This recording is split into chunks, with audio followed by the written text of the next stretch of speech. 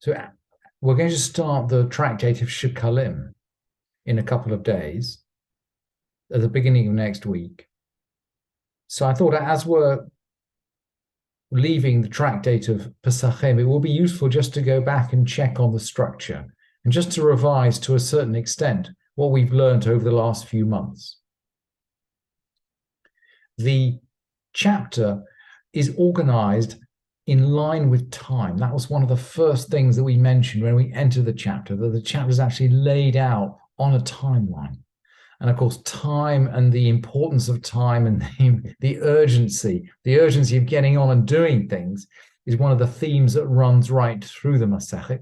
And so sure enough, it is laid out in time order. The first three chapters deal with finding and getting rid of the chametz. We got to get rid of the chametz.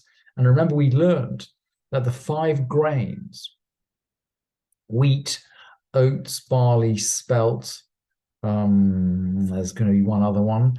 The 5 grains that can ferment into chametz are the same 5 grains that can be made into matzah. There's some kind of symmetry between chametz and matzah.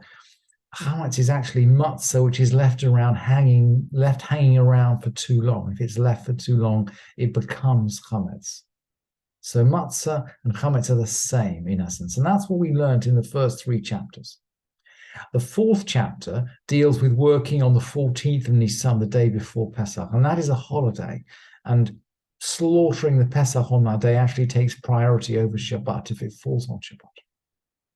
And then chapters 5 to 8, which we didn't really deal with in any detail, deal with the Pesach sacrifice itself. And we're now going to conclude chapter 9, which is about missing Pesach and all kinds of other mishaps and mistakes. And what I wanted to mention in terms of the context for chapter 9, we haven't learned chapters 5 to 8, but it's important to bear in mind that this is a time of absolute and utter confusion and crowding and stress at the time of the temple. Because Pesach is the one time of the year when every person had to be part of a group that brought a sacrifice. And of course, every group brought their own sacrifice. So you can imagine thousands of pilgrims milling around the Beit Mikdash. The reason why the chapter 9 is so focused on what happens when things go wrong and Pesahim go missing, animals go missing. One of the reasons why things go wrong is that it's like traveling into Manhattan in rush hour.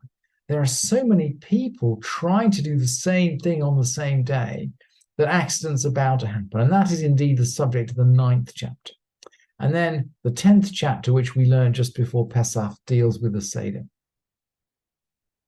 So that overall is the structure of the tractate.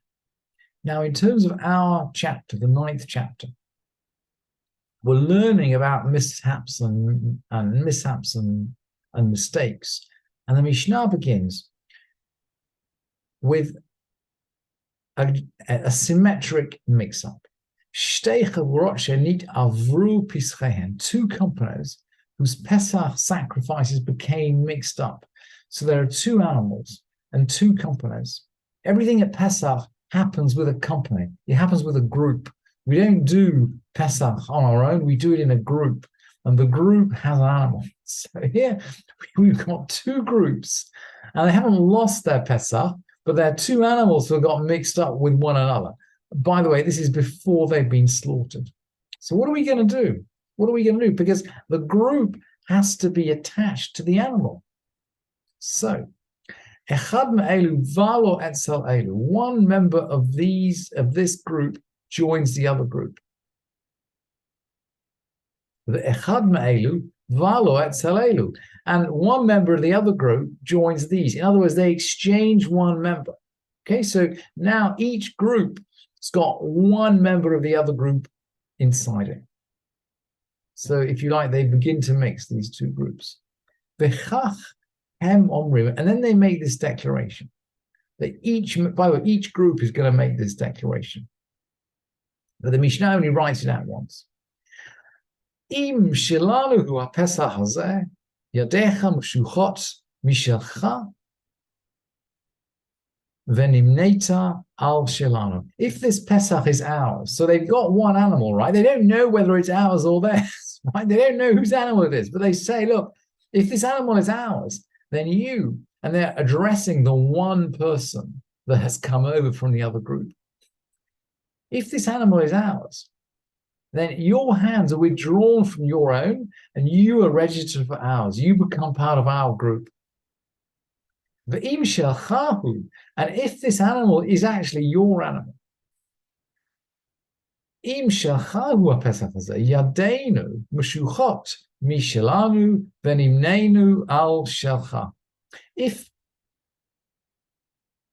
this Pesach is yours, then our hands are withdrawn from ours and we are registered for yours, i.e., we all become part of your Pesach. So essentially, by merging the two groups or beginning to merge the two groups by swapping one member over, they can make a declaration that allows them to participate in effectively in either animal. So if they got the right animal, they bring the sole extra member of the group into them. If they got the wrong animal, well, they've got someone in their group from the other group, and effectively they become part of his group.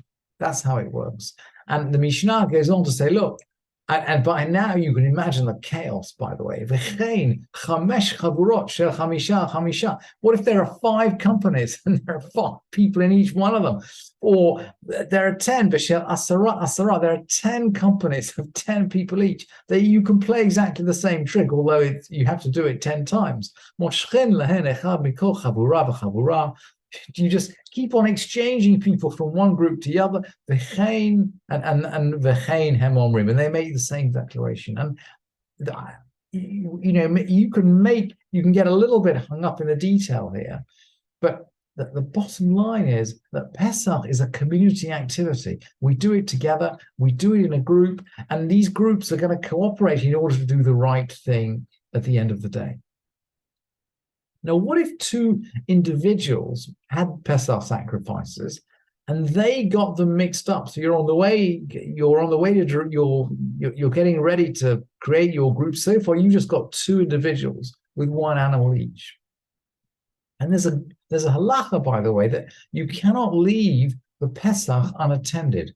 It's taught in the Gemara in Pesahim, and I've actually brought the Gemara in Pesahim. It's commenting on our Mishnah. The Mishnah begins, Shnaim shenit arvu peshehem.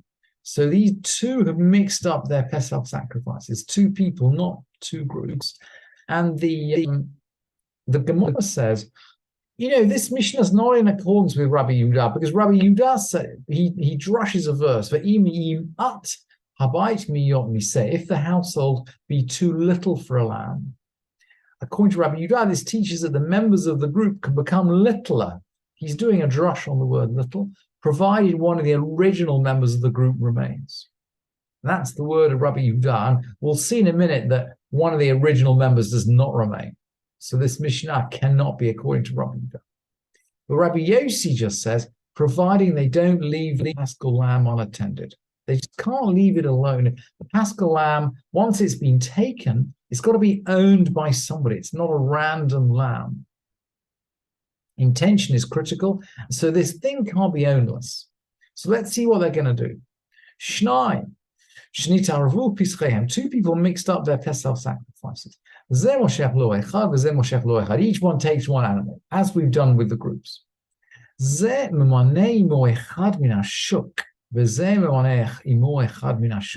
They each register, they take someone from the marketplace and register them with him. So in other words, they become groups. They take someone from the marketplace. So rather than having 2 individuals, they're now 2 groups. And now they're 2 groups, they can now start swapping people. So this one goes over to that one, and that one goes over to this one. And then they make a similar kind of declaration. One goes to the other goes to one. The Kachem Omrim, they make this declaration. Im Shelihu Pesach. If it's my Pesach, then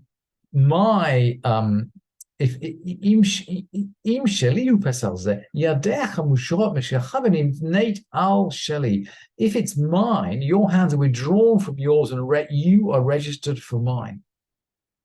But if this Pesach is yours, my hands are withdrawn from mine and I'm registered for yours. In other words, we straighten it out. We make the declaration so that each person is owning the right Pesach. And none of these animals are unintended, because while one goes to the other to make the declaration, there's, if you like, the Pesach, the lamb he's left, is being guarded by the guy from the marketplace. So the bottom line is that everything is straightened out.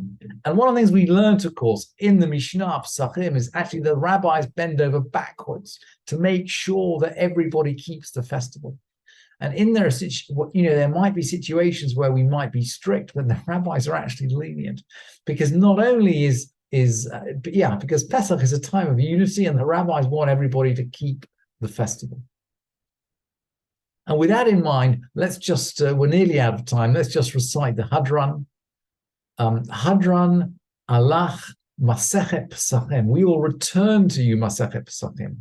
V'hadrach alan, and you will return to us. Da'atan alach Masechet Pesachim, ve'da'atach alan. Our mind is on you, Masechet Pesachim, and your mind is on us. Lo nit nashem minach Masechet Pesachim. We will not forget you, Tractate Pesachim. Velo tit nashem minan, and you will not forget us.